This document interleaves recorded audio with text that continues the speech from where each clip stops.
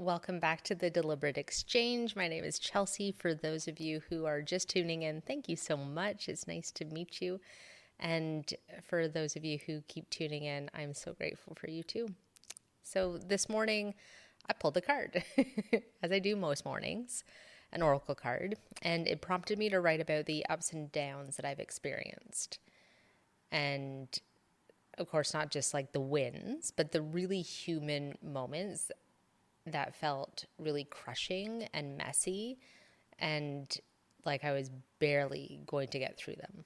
And it asked me to share the lessons as a gift for anyone who might be navigating similar waters. And so I wrote and wrote and wrote for probably a good 30 to 40 minutes this morning. And that concept is really central to my work, helping women move through what life throws at them, the stress, the self-abandonment, the patterns that keep us cycling, and showing them that there is another side, that there is a way to feel at home in yourself again.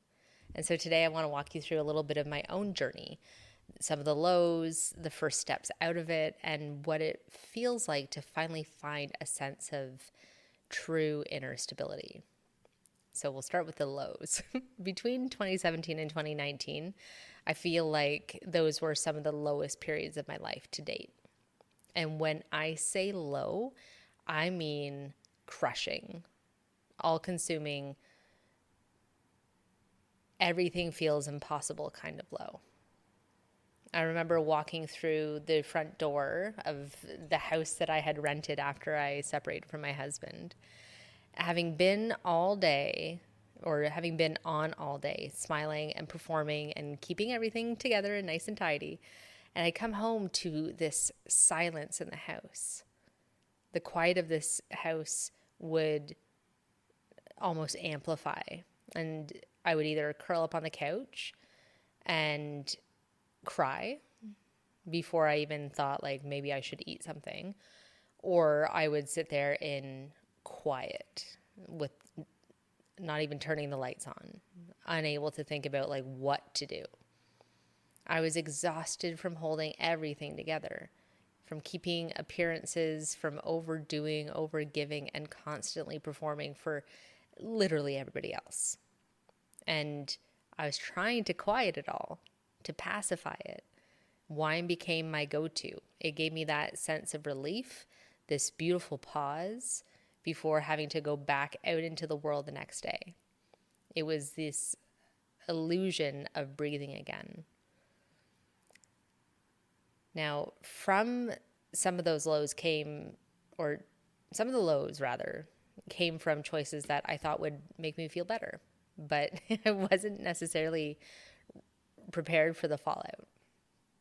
Asking for a divorce was one of them. I wanted it. I wanted to end the relationship. But the reality was the guilt of hurting somebody I love, the sudden aloneness, the social and personal judgment of getting divorced. I wasn't prepared for that. And the belief that I was the bad guy became extremely loud inside my head. And so to quiet it, I rushed into dating, searching for comfort and companionship. I also unconsciously amplified the anesthetic of alcohol. What's curious is that now that I can see, perspective is everything, that the same things actually showed up in my career.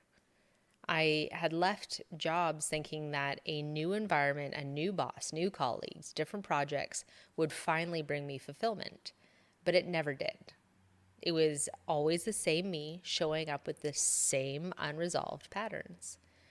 And that's the thing with patterns. You can't outrun yourself. You can't outrun the stress responses that your body learned decades ago, let alone the limiting beliefs that shaped your decisions from there on.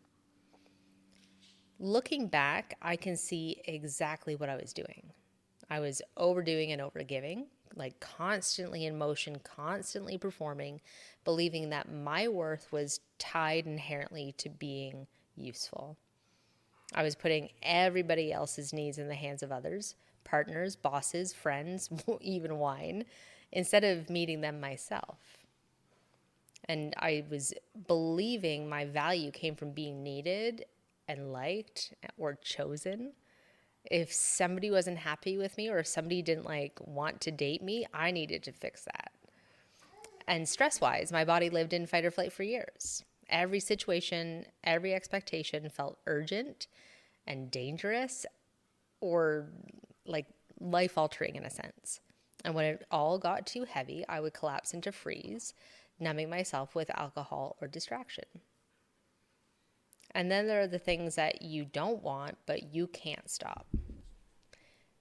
Watching somebody that you love become ill, watching them lose their energy, their mobility, their vitality, week by week, there is no script for that.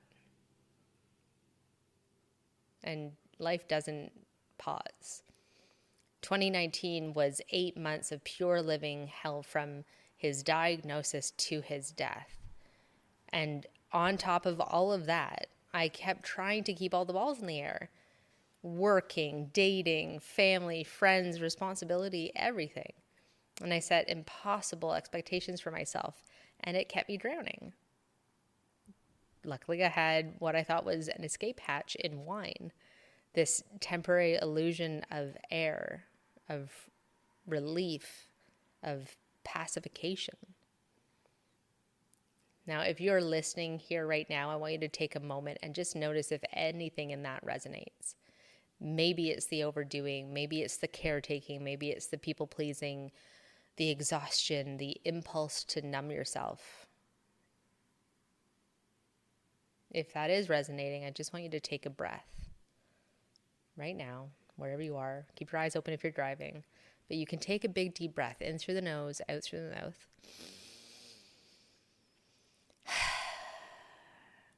And just notice.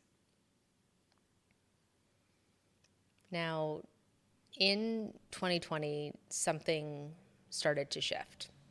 I had this whisper in the back of my mind that there has to be something better for me.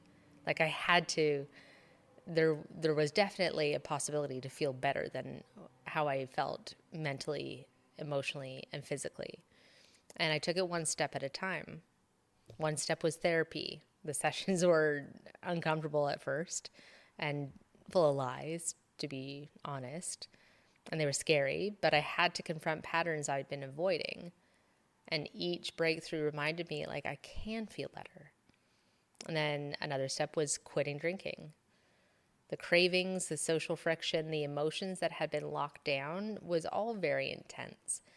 But it also cleared space for me to feel and think and act with clarity.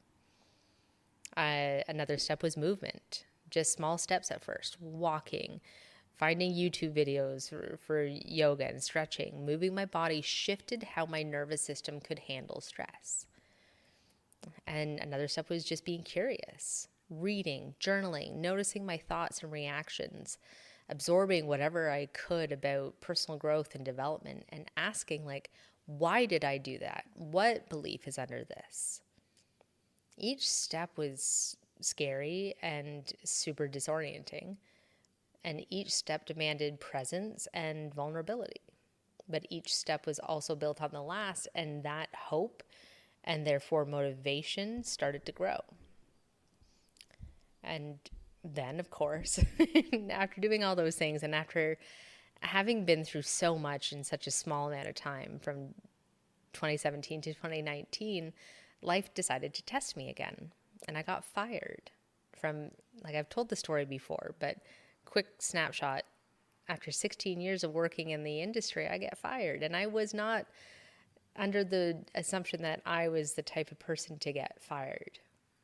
And so that day, the urge to throw it all away and say, fuck it, to return to the old patterns that I knew were familiar and comfortable and would work to quiet all the noise that I was hearing in my head, all the feelings that I had, was intense. But I paused. And in that pause, I made a choice that no external event or person is going to compromise the work that I've done in my mind and my body. Absolutely not. I had already started working too fucking hard to have a drink because I got fired. And so I leaned into breath work, and more steps came. Cold exposure, journaling, awareness, untangling patterns. I found purpose. I found mentors, which brought me to the upside. I finally feel at home in myself. I know what true fulfillment feels like. I know peace, calm, and the ability to expand my window of tolerance.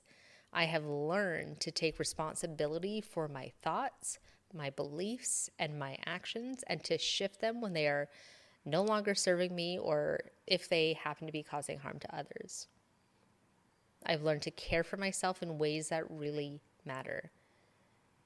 The low still happens. You have heard me say this before, life is gonna life, but my capacity to weather them has dramatically improved.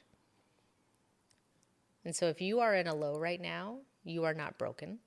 The climb out of it happens one step at a time. And if your lows show up as overdoing, overgiving, putting your needs in other people's hands, you're not alone.